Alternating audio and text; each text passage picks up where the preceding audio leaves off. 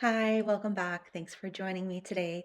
I want to talk a little bit about a term that I had never heard of before until just a couple of months ago, actually, as a result of my official autism and ADHD assessment, which is a long story I'd love to share at some point.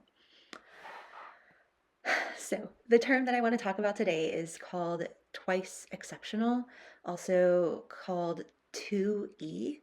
So, let's define it. I don't know, is that a boring way to start? Somebody tell me. I always want to know these things myself, like right off the bat. So, that's why I like to start with that. But please let me know if that's not working.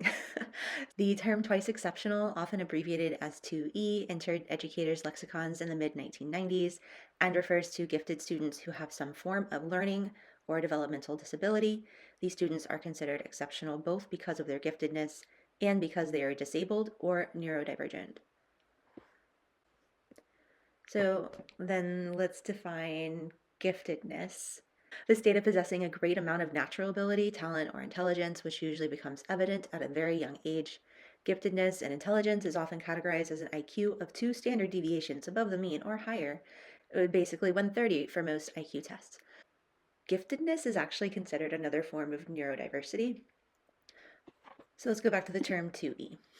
That, like those who are gifted, twice exceptional children often show greater asynchrony than average children, that is, a larger gap between their mental age and their physical age. They are often intense and highly sensitive to their emotional and physical environments.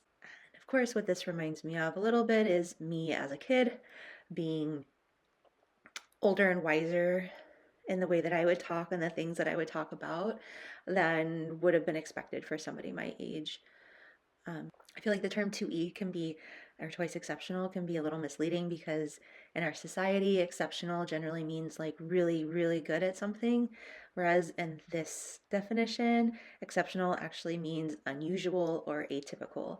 So someone who is 2E is doubly, doubly unusual, doubly unusual and doubly atypical compared to someone who is just gifted or someone who is experiencing some form of neurodiversity in general.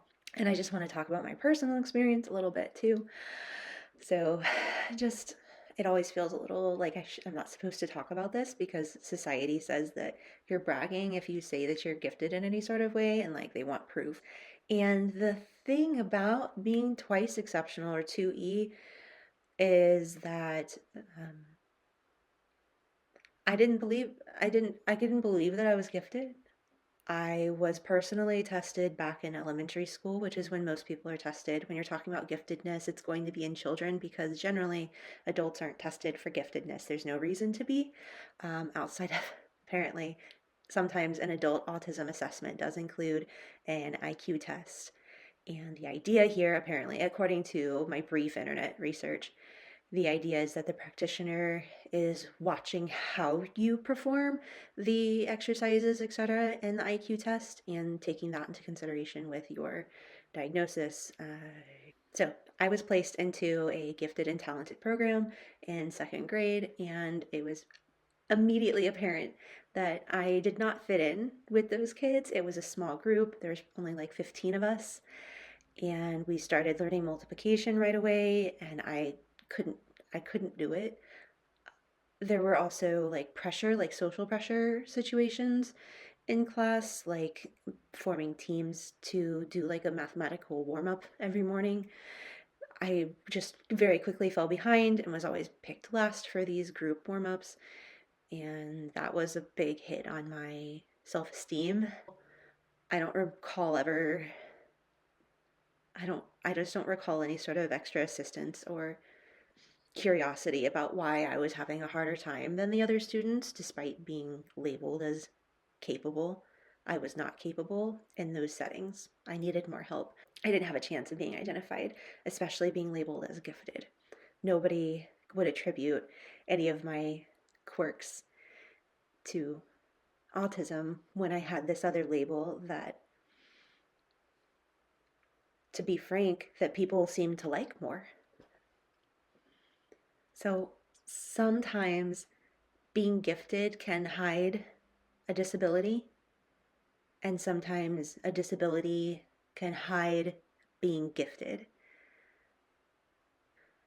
a unique perspective on the world, and according to my psychologist, quote, a very busy brain. Thanks. Thanks. And I need to do a lot more research on this, but I love the idea of there being more out there that I don't know. So I'll leave you with that. I think that's it. Okay, thanks. Have a great day. Take care. Bye bye.